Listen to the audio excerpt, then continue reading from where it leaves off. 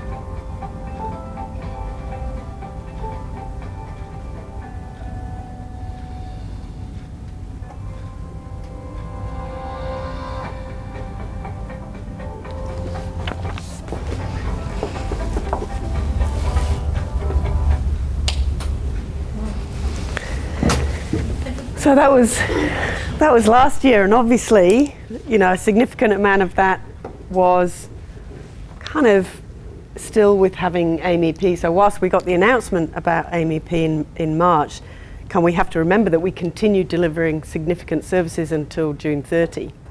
But actually, this year already, we've also had some significant achievements. Obviously, as I've said already, we've rolled out the humanitarian settlement program into South Australia and Tasmania, and of course Victoria. So whilst we think it's just a simple, we were delivering it yesterday, so we'll just keep delivering it, the department never quite sees things like that, so you have to transition in and out even though you're still there doing the same thing. And I know that's had significant investment from all the organisation, not just in terms of our direct workers in the settlement team, but in contracts and compliance, managing and writing a number of contracts. And I was in South Australia talking to one of our subcontractors there who complimented us on our contract, which was very nice. I don't often get compliments about contracts, so that was terrific. And obviously the facilities and admin team, all of our corporate services in terms of making that happen, just recruiting staff. So really, when we kind of extend services in that way, it takes the whole organisation. It's not just about the settlement team and the fact that they needed to transition in. It actually takes the whole organisation, and so that was a massive undertaking at the same time as I said, the inverted sort of TARDIS, where we had fewer people in our corporate areas and fewer people in some of those critical support operational support areas to do that work for us. So massive achievement in a very short space of time. Our employment services team have been going really well. Some of our critical sites have lifted their performance significantly and gone up into, those of you who know about the star ratings, which isn't anything to do with Star Wars, although sometimes I think it might be Darth Vader. If you're not up in the 3 and the 4, it's really difficult in terms of being able to maintain those services. Apart from, obviously, it means that we're not getting enough people into work.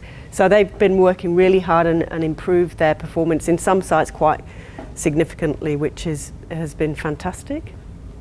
And, incredibly surprising to us, those of you who are in the education team would remember that day 1 of term 3, we were inundated with students, which we kind of, had thought, well, that won't happen because they all need to go to the new provider and, we're not here anymore. But actually, a significant number. I think we'd planned for, Belinda helped me, 60 classes and we had something like 120. So double the number of students that we'd expected. So quite incredible.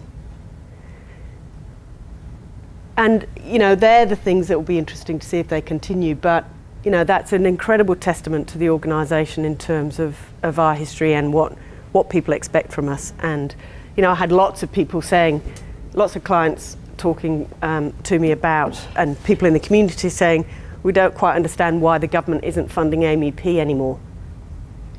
Because AMEP is AIMS.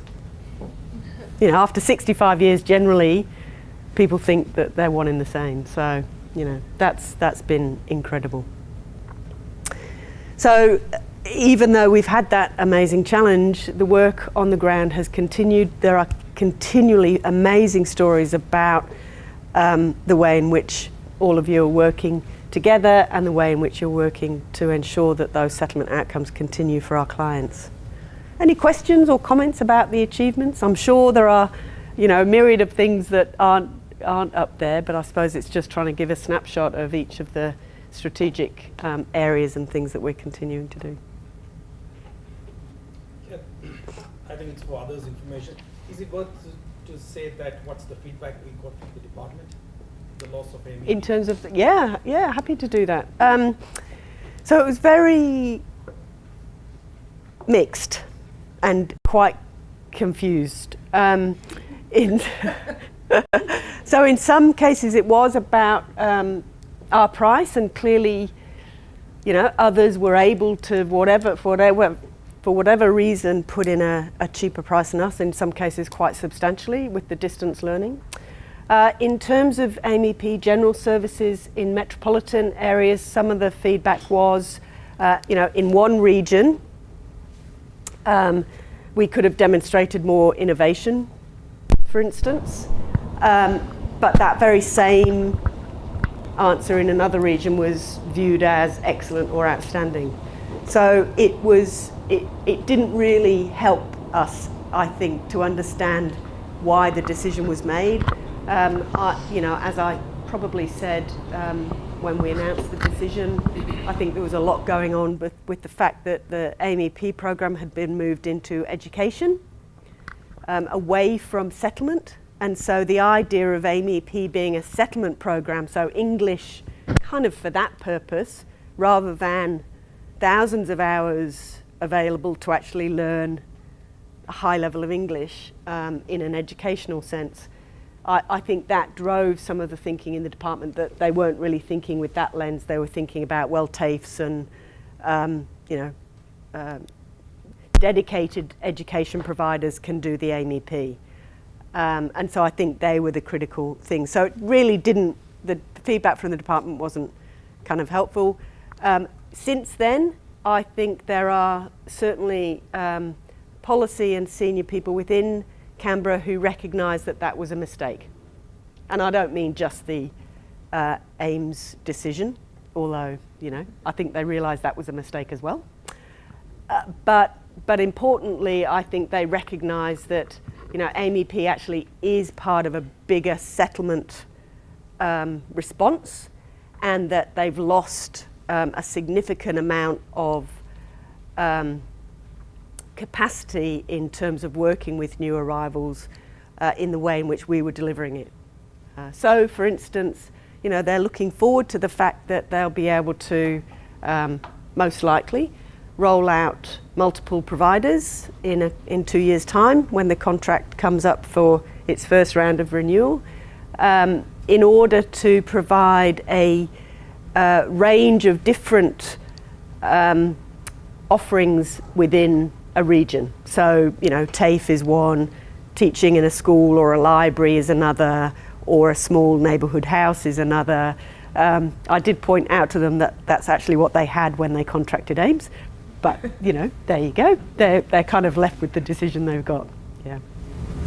And Cath, when I was in Adelaide earlier in the week, we had a meeting with the state AMEP and C representatives in the Department of Education who were based in Adelaide. And they, in fact, were reflecting on how important it is to have a variable model in terms of how AMEP is provided, because you can't assume, as we all know, that recently arrived people have the confidence or the capacity or even the money to be able to turn up at a TAFE institute and enrol and go through a process. So it was interesting that that was being recognised at the state level, even though they were employees of the Commonwealth Education Department, and we were talking about, perhaps they could talk to South Australian TAFE, in the case of South Australia, about, offering AMEP in different contexts, working with neighbourhood providers, working with churches or whatever, to be able to get the AMEP out to where the people are, rather than expecting the people to come to the AMEP. So it was interesting that that was coming through at that level. Mm. Yeah, and I think, as I mentioned earlier, the AMEP does have an innovation fund, and so we're talking with the AMEP team in Canberra about how we might be able to use that to, I suppose, ensure that in the intervening periods, more vulnerable AMEP clients don't miss out, because that has certainly been kind of an issue, that there are numbers of people who haven't transitioned to the new provider. Now, some of that might be that they don't have many MEP hours left and they're happy to, get on with their lives and not feel like for a few hours it's worth going to the new provider. But also we're quite concerned that for a number of more vulnerable AMEP students, it's just that they are concerned about going to someone they don't know, and the transition was quite difficult. So how might we be able to work with Department of Social Services as well, who manage settlement programs, and Department of Education to help provide some programs in the intervening kind of periods to make sure that, you know, people don't fall through the cracks in that time. Any other questions? Yeah. Will AIMS, I know it's probably early on yet, will AIMS look at going back into AMEP, or as your slide showed before, you're really now into settlement? That was nearly half. So you said in 2 years' time it's going to come up for renewal. Is AIMS looking into AMEP again? Yeah, I mean, obviously, as with all of these things, we'll have to look at the actual tender when it comes out to make sure that it's something that fits with our strategic direction and that we can deliver it for the money that they're looking to pay. But I think as a matter of principle, I don't think I'm letting the cat out of the bag to say certainly AIMS would be looking to get back into the get back into it in the metropolitan areas, remembering that we are in AMEP in the regions. And I think that's because whilst obviously the current feature is largely settlement, AMEP is a settlement program. You know, learning English is a critical part of the settlement process. And whilst refugees in the AMEP are only about a third, obviously that they'll start to increase with things like the private sponsorship programs because they have access to AMEP, the increase in the numbers. So next year, refugee program will increase to 18,750. You know, so they're going to start to be a larger portion, and it's a critical piece in the settlement puzzle and the settlement process. So yes, in fact, now that we have settlement services in Tassie and South Australia, you know, if those equally come up, then we'll be looking, you know, how do we work with those states equally to bring our expertise? Because I think, you know, everybody recognises the tender panel didn't, but people subsequently have, that actually AIMS, you know, is probably the best provider in terms of contextualised English. So learning English in the settlement process. None of the other providers do that. Anything else? In the recent AMEP Service Providers Forum, the whole day it was a damage control by the department. right from the Deputy Secretary, half an hour just talking about how bad it was. How big mess they are across nationally, and they just went all the way down the structure. It was interesting to watch. Yeah, yeah. Well, I don't think there are many of the people who were there when that decision was made still there. They're all new, which does help, you know, them be able to fess up and say it was a train wreck when, you know, they weren't part of designing the train. Yeah, yeah. Anything else before? Yeah. Yeah, I just want to make another comment, and you were talking about us achieving things after all this storm that we went through. And maybe it is foolish for some other people that I'm going to say, but I'm always positive in a lot. So yes, we've gone through the hell a lot last 6 months or longer. Yes, it was a big shock for all of us to lose AMEP. On the other hand, I know that today is my 19 years being with the AIMS, and every time we were waiting for AMEP result, tender results, we were a bit anxious.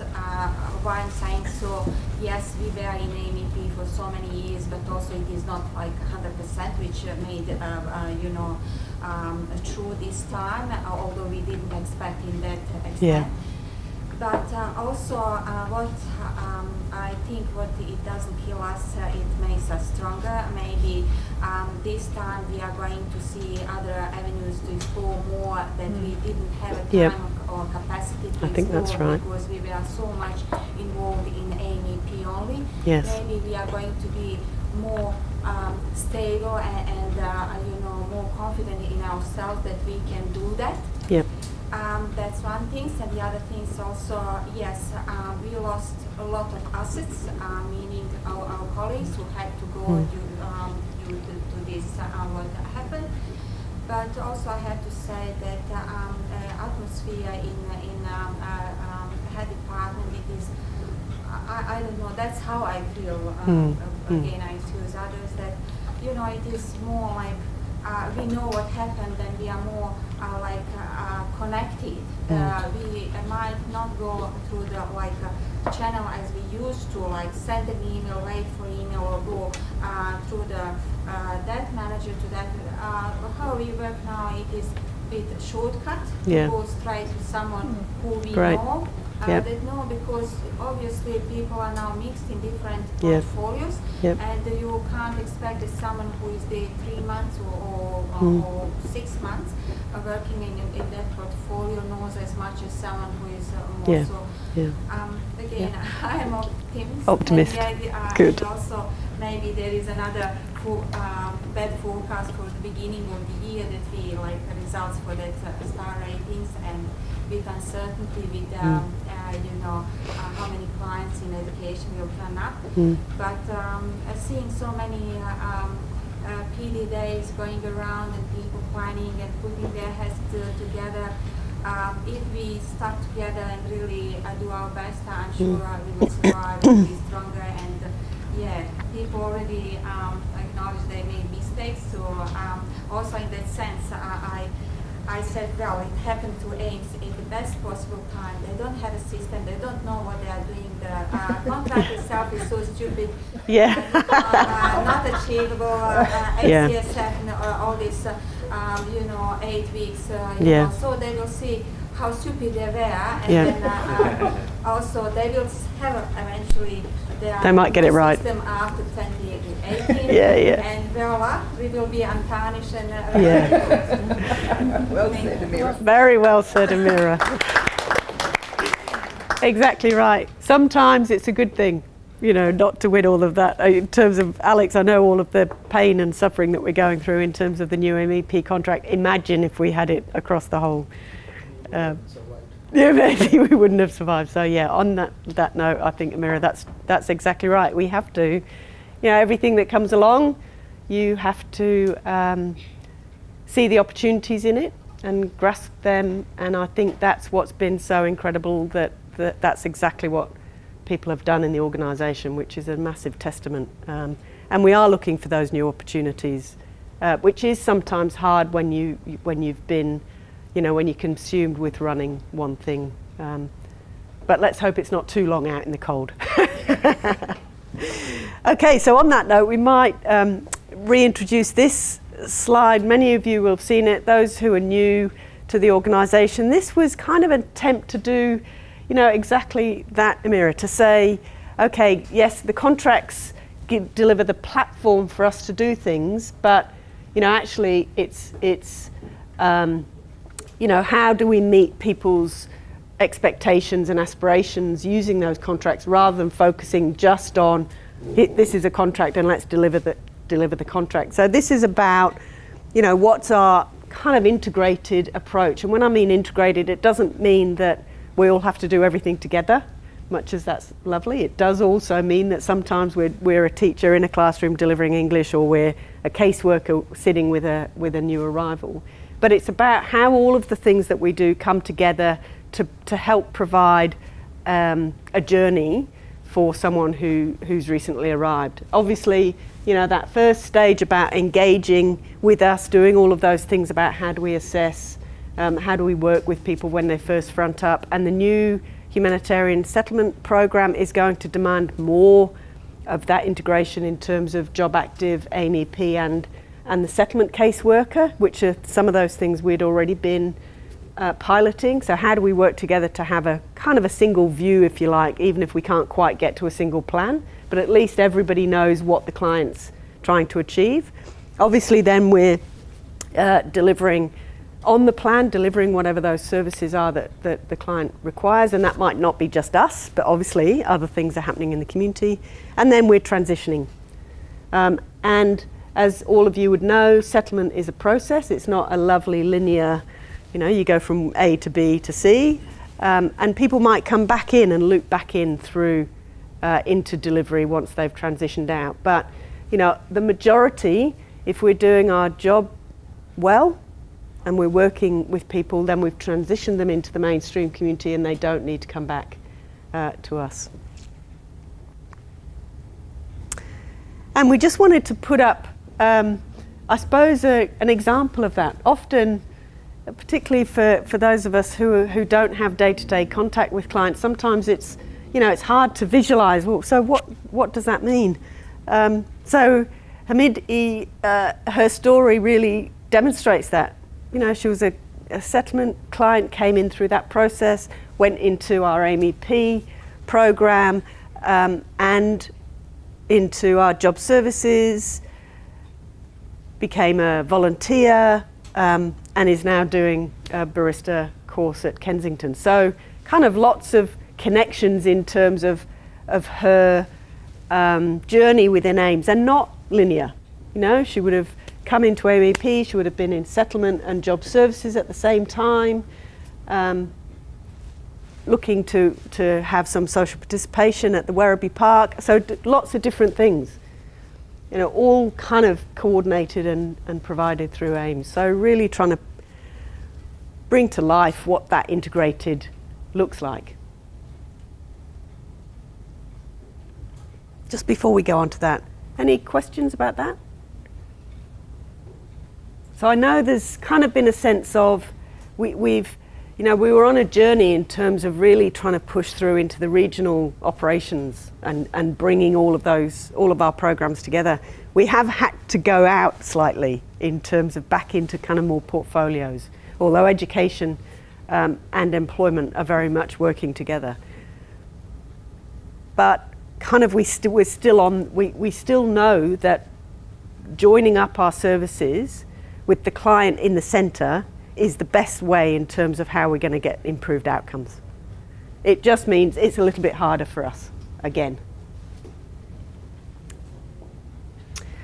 So one of the things that we've been working on with exec and the senior leaders has been really thinking about that. So we talk a lot about the clients at our centre, and over the years of AIMS, those of you who've been here for 19 years will remember different iterations of a kind of a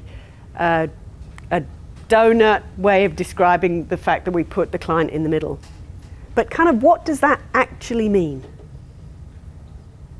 It looks good on paper, but in terms of how we operate, what does it actually mean? Lots of you would have heard about this thing at the moment out in community called customer experience, CX, it's the latest thing.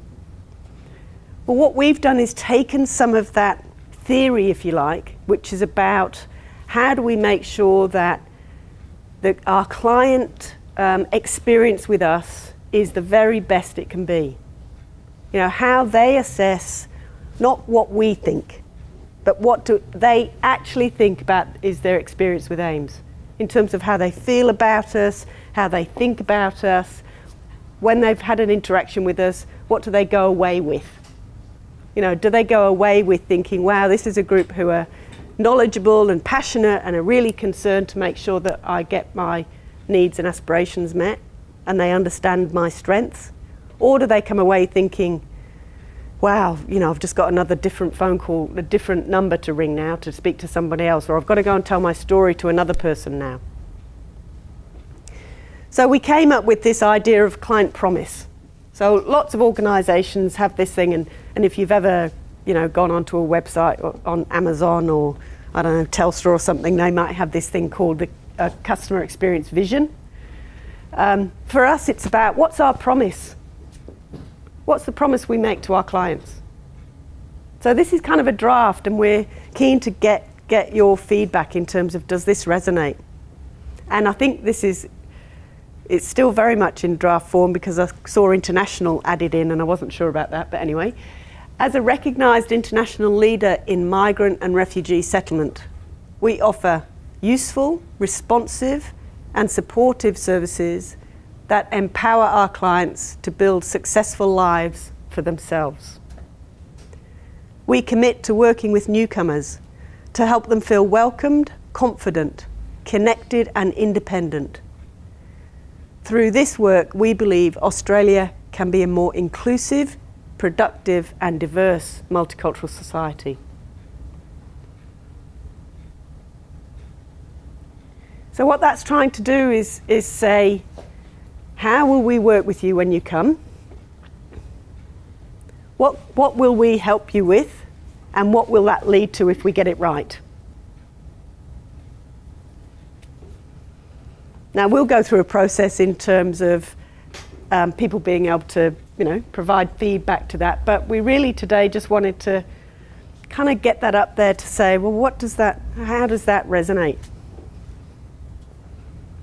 And not to wordsmith it, because Laurie and I have already been doing a bit of that. We'll probably do a bit more. But kind of what at the heart of what this client promise is, can you imagine having that up in your office and think, well, what does that mean? And when we talk about client, for those of us who are in kind of corporate operational support, the client might be our colleagues in settlement, education, and employment.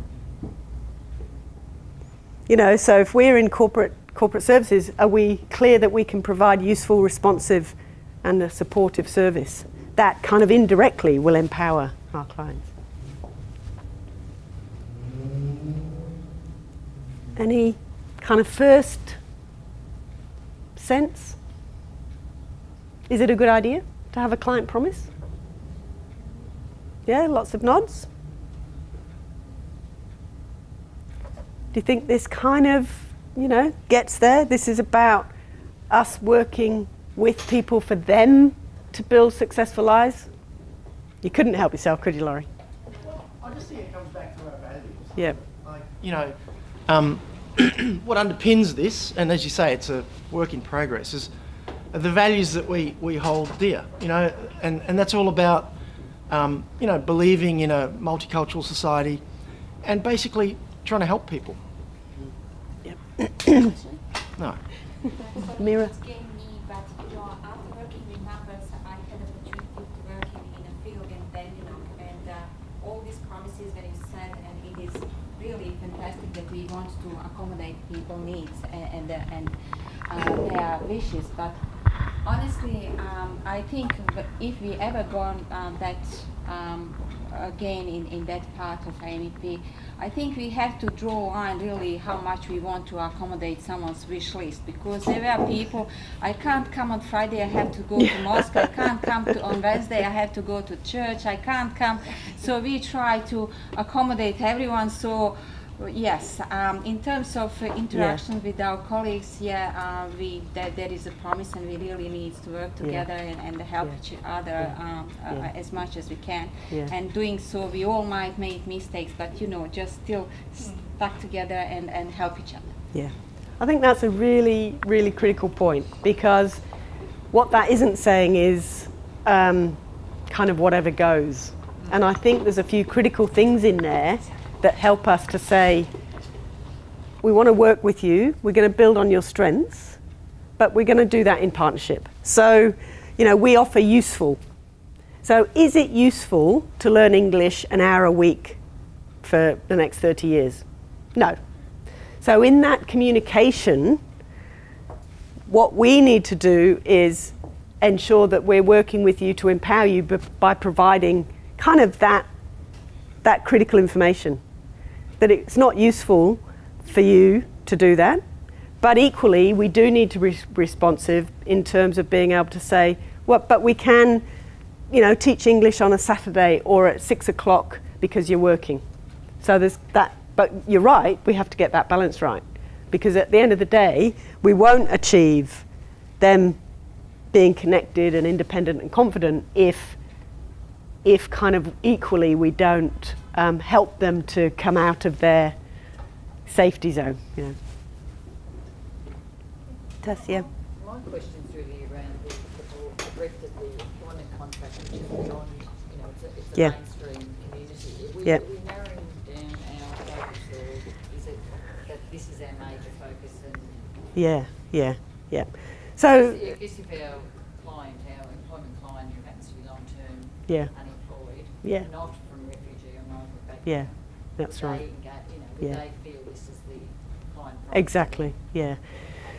So the employment contract is generalist, so we aren't allowed to refuse anybody, really.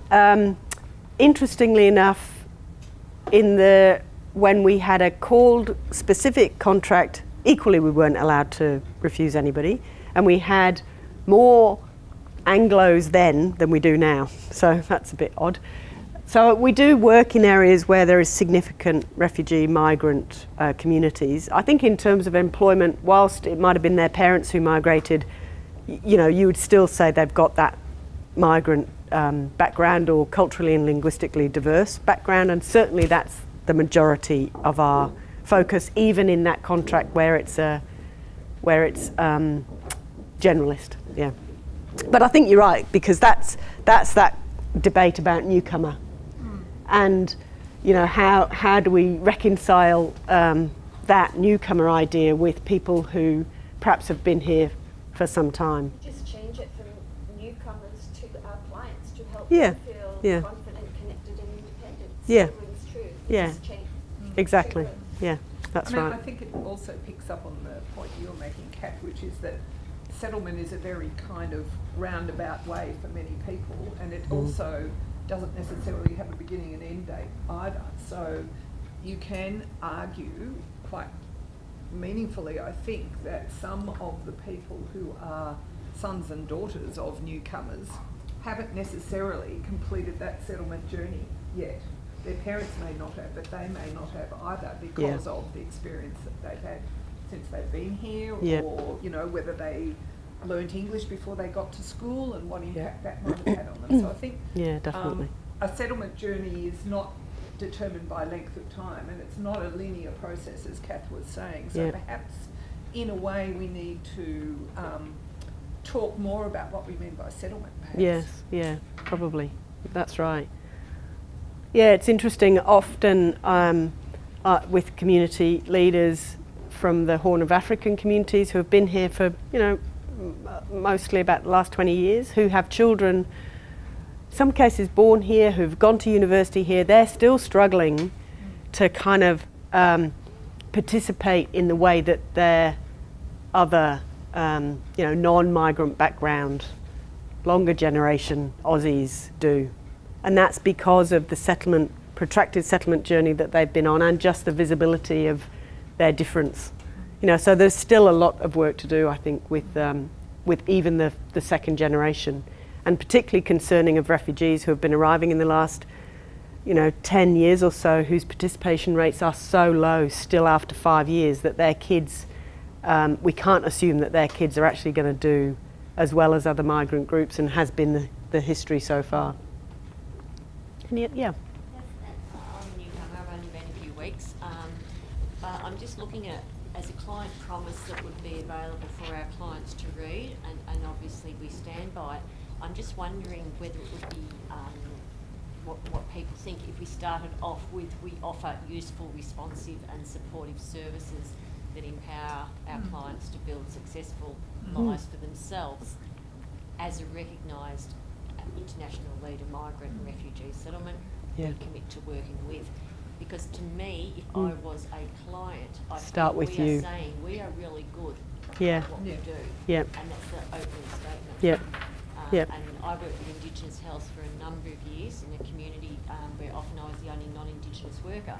And the old, if you do it for me without me, it's against me, is what's ringing through. Yeah, exactly. It's just, Yeah, just no, a great point. suggestion. Does that ring true for others? Yeah, yeah, yeah. I Yep. also make a comment about Yep. the client promise. Yep, Can I say it's too wordy? yeah. I We think that just too. I just think we need to have one sentence. Yeah. Just one, just bring it down. Because Yeah. of course the clients, they obviously don't know, Yeah, they don't understand English. yeah, that's So right. can we just, one sentence, Yep. and just not get, I like the eye concept, Yep. but I just think all that is just Too much, yeah, I agree. I think, when you do these things, it's about lots of ideas trying to come together, and you try and have everything in there. One of the things that I think we've talked about that I think would be quite useful is to turn this into a charter. So you have an opening sort of vision, which is the overarching thing, which is that very much about what we're here and how we'll work with you. And then you can go into a little bit more detail and people can read that.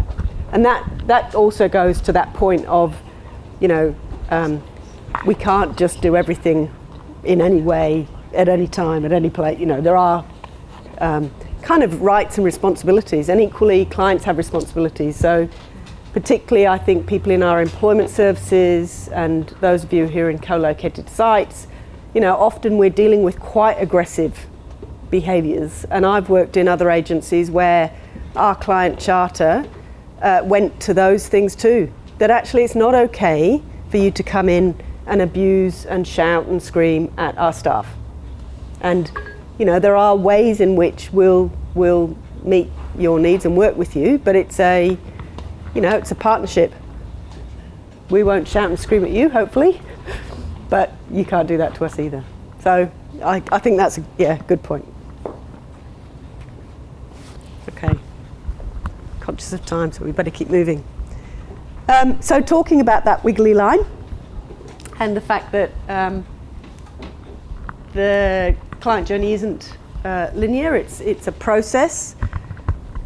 Hopefully most of you will have seen this diagram, yeah. So this kind of just charts, and again it's kind of a work in process. It charts the steps, if you like, that people go through from pre-arrival all the way to being fully integrated and, you know, hopefully citizens. All of those steps that we're involved in.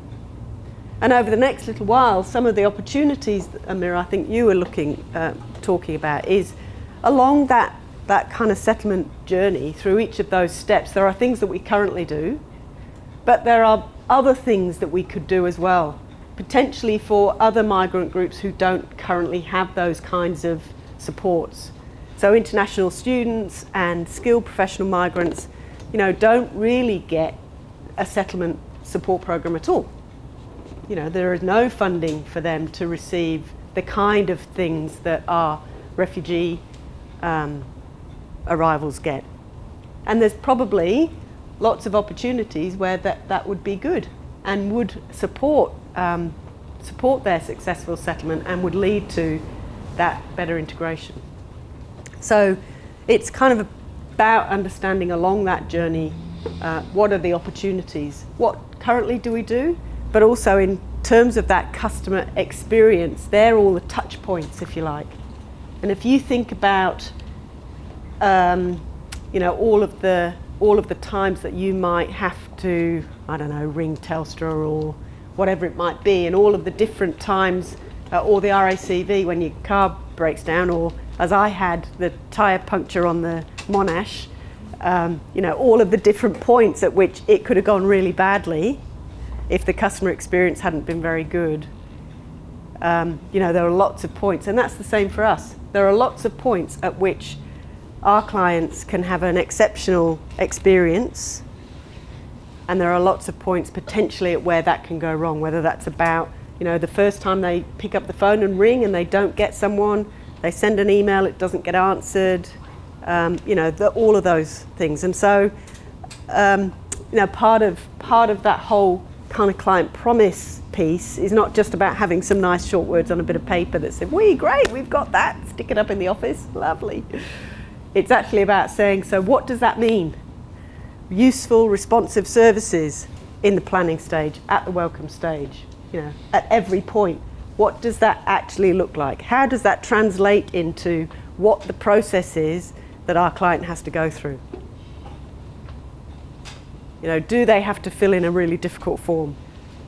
Or do they have to wait for 3 days for someone to answer an email or more? You know, all of those points. So that's kind of work that we need to do next, to kind of turn the client promise into actual reality, not just, you know, a nice statement on a bit of paper. So just before we turn over to you to do a little bit of thinking and conversation on tables, this is some work that we've recently been doing with the state government, to say to the state government, okay, we've had a substantial hit in the organisation. one of the things that we immediately did was go back to our constitution and objectives to say, okay, what does that mean for us as a state-owned entity where, in effect, we've been delivering on state government priorities and our constitution and legal objectives through our Act. We've been doing that ourselves because we had the AMEP and the capacity because of that footprint and resources to do an awful lot of that ourselves. So state government didn't have to invest in us to deliver on our objectives. So we've been doing some work with state government to say that that's changed now. We can't invest the 3, 4, 5 million into community initiatives that we've been able to do in the past. So we need to have a conversation.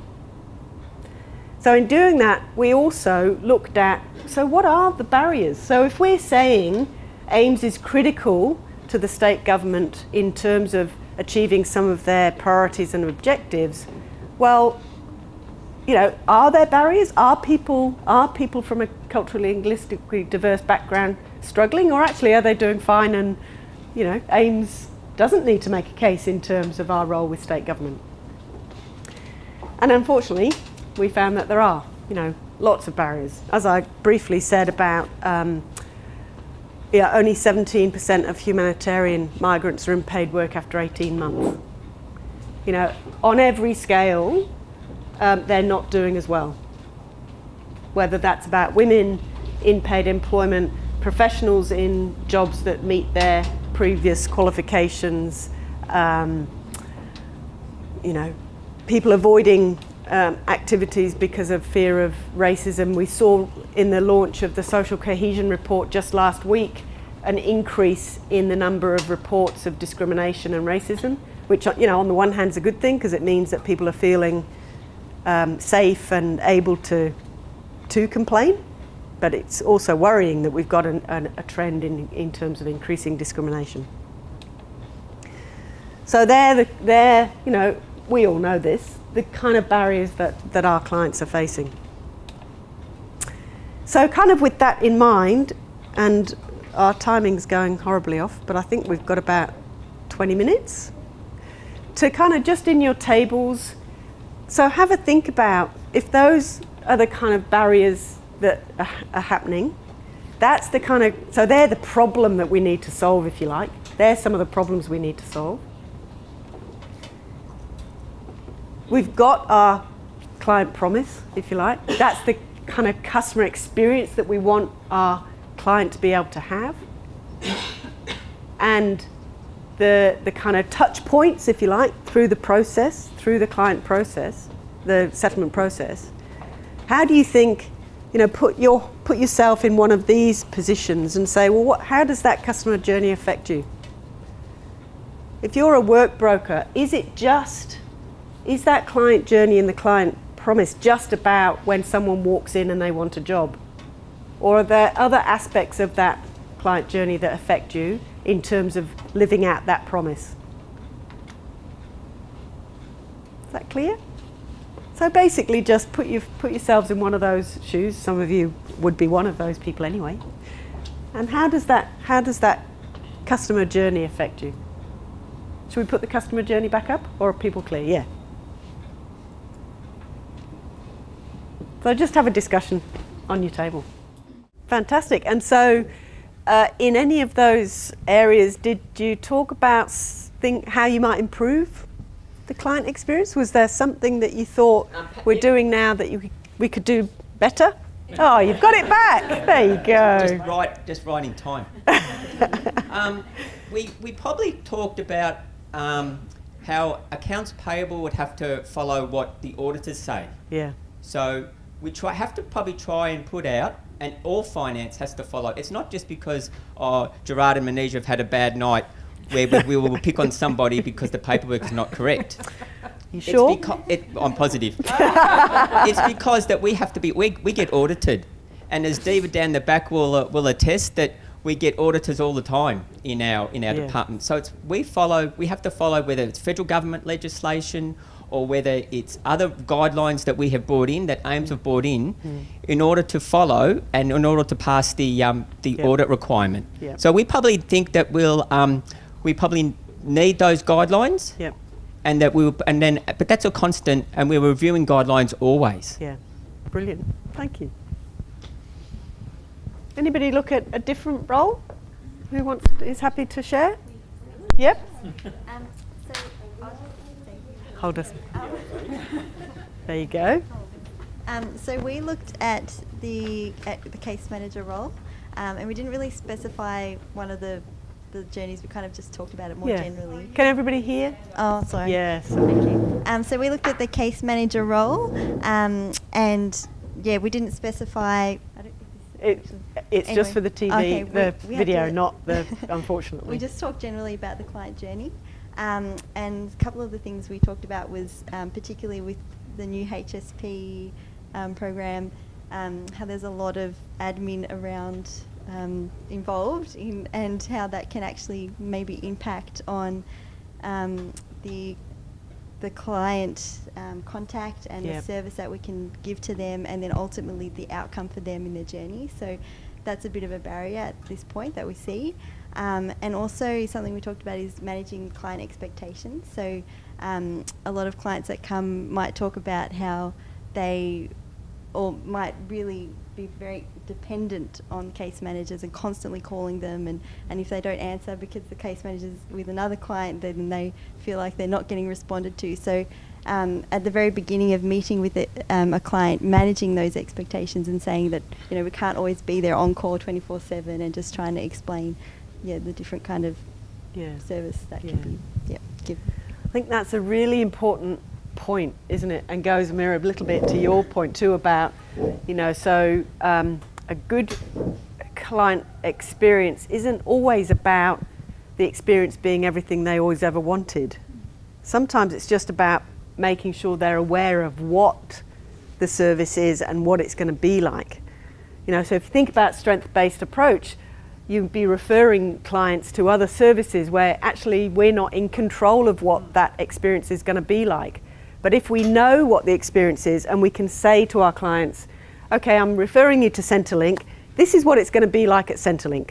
You're going to have to take a number and wait in a queue, the time might be 30 minutes, this is what you're going to meet with someone behind a barrier, all of those things, so that then when they get there, they're not shocked about potentially what the experience is like. And so it's the expectation, and this is what we're able to do is part of ensuring that there's a good client experience. Because if I know that there's going to be a 30-minute wait or whatever it might be, I might not be happy, but at least kind of I knew that that's what was going to happen, and so I've taken my book or my knitting or whatever it is, so I'm prepared for that. So that's really important.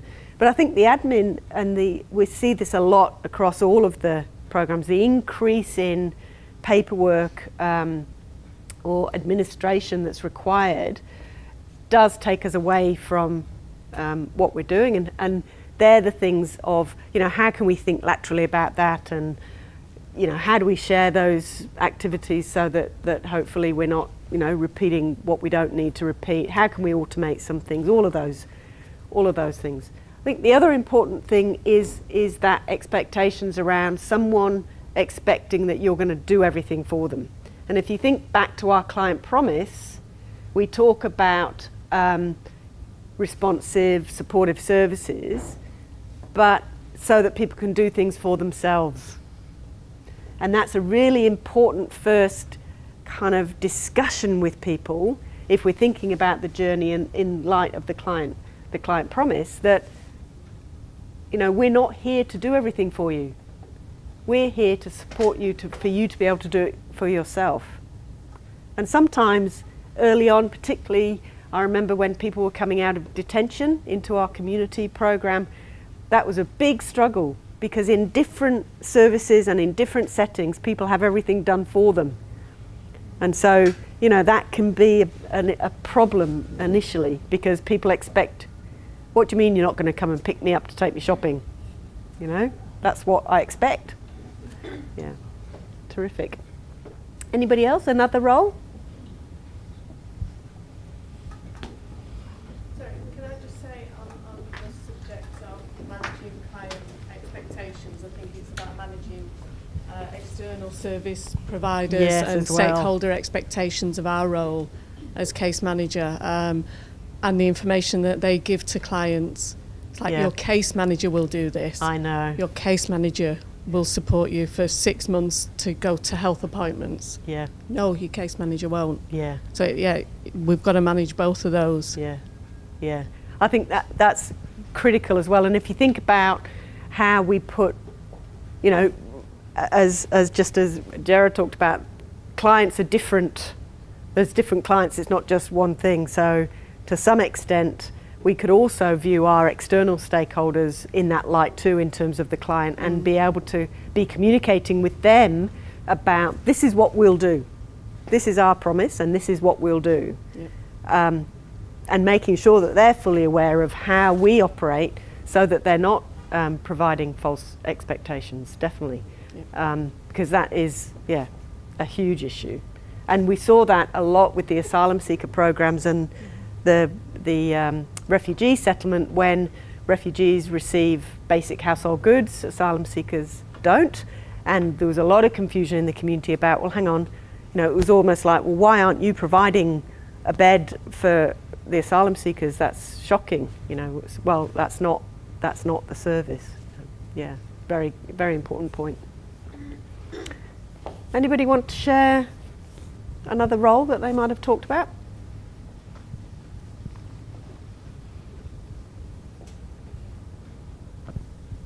No? Yeah. Go on then, Tess. We did a CSO role. Okay, perfect. And we felt there were a couple of things we wanted to comment on, and one is really what we're looking at here is the AIMS Australia client journey for clients, and we recognise that all our clients will have had their own journey before coming to AIMS. So it's actually respecting and understanding that, and that will actually then perhaps plot them on the journey very differently. And so CSOs in dealing with clients need to obviously acknowledge that, understand that. The other, in the new context, I think we realise the importance of our CSOs having greater knowledge and understanding of the various services that are available to clients, and then those that are not available through AIMS Australia, where referrals can actually occur. So their knowledge and connection needs to be much broader than it has been. So they were sort of the two things. And I think I just wanted to pick up on the point Amira raised earlier, which was around, you know, some of these are conditions apply for some clients depending on their visa type. Yeah, that's right. Yeah. Thanks, Tess. I think that is really important in terms of, you know, nobody's a blank canvas. People come to us having had already, you know, rich and incredible journeys and lives, whichever visa category they're on, and we can't make assumptions about that. And that should help to provide for us a way in which we open the conversation with people. And that's about that strength-based versus deficit approach. So, you know, our assumption is people come with incredible strengths and they're experts in their own lives and journeys, rather than the first thing is, so what's your problem?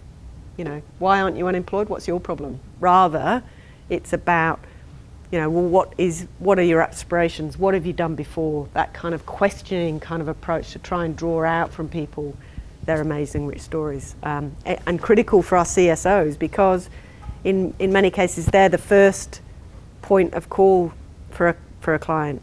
Or even if they're a refugee, they're coming into a centre and the CSO is that other touch point. You know, that's that AIMS has multiple touch points for a client. It's not just about how their case manager is operating. It's also about how the CSO, the reception, the call centre when they ring, whatever it might be, you know, that's all going to colour the person's experience and feeling about AIMS, and it can fall down at any one of those points. You know, sometimes it can be retrieved. So often case managers, whether that's about our own service or another service, you know, case managers are often having to retrieve an experience that might have been a bad experience.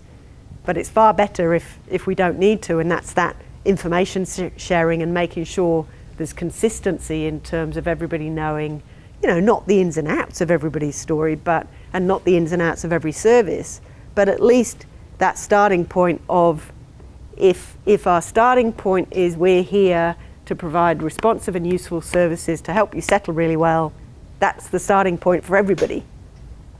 Whether it's, you know, accounts payable when we're thinking about their rental accommodation, or it's a case manager or a CSO or a teacher or our facilities people or whatever it might be.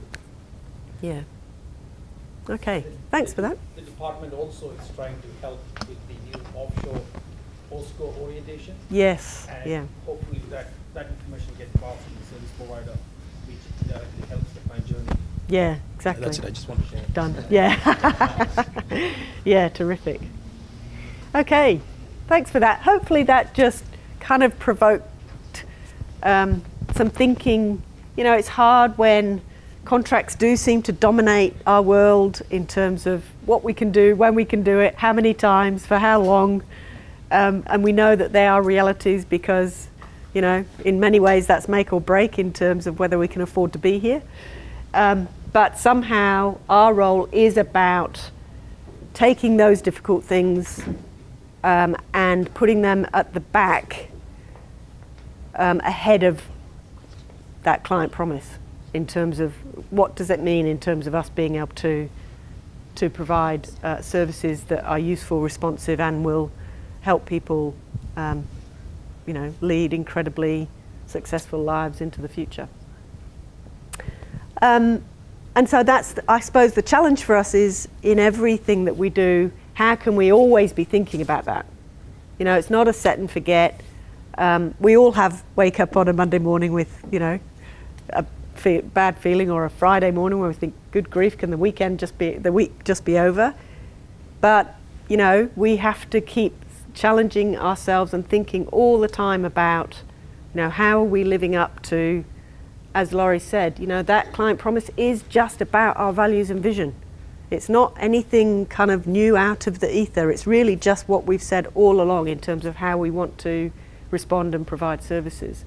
And how do we challenge ourselves to do that all the time and think about how we can do it better all the time.